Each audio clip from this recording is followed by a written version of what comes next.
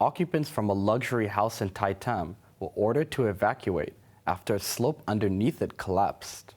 The house owner and neighbors now face more trouble for allegedly breaching land regulations. Janice Lowe has the story. The heaviest rainstorm in over a century triggered landslides across Hong Kong. That included the exclusive Redhill Peninsula development in Tai Tam.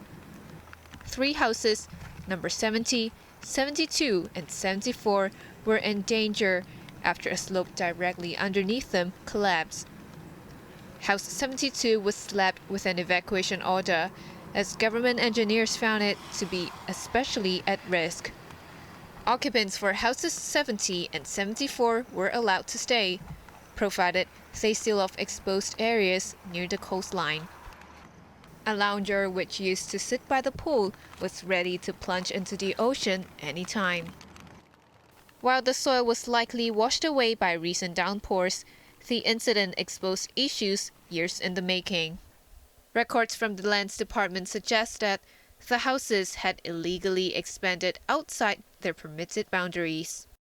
Many private development, in one way or the other, has to do somewhere outside their lot boundaries, including cutting away, excavation, or filling.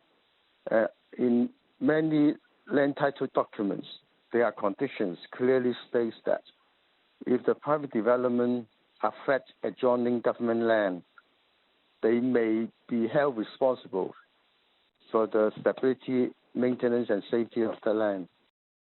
Chen said the slope could cost millions of dollars to repair.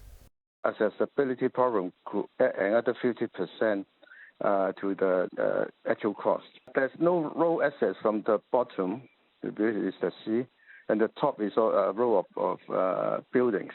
There's no direct access from the joining road to the field slope. The engineer believed that there are 4 so-called wet spots at the top of the landslide scarp, and these must be cut off to prevent further soil erosion. Development Secretary Bernadette Lin pledged to institute prosecution against the house owners, although that is not the government's priority. Our initial evidence shows that there is indeed some breach of the leases and also unlawful occupation. But our primary focus at the present moment is to stabilize the slope to ensure public safety. She added reinforcement work for the slope will begin in the coming days.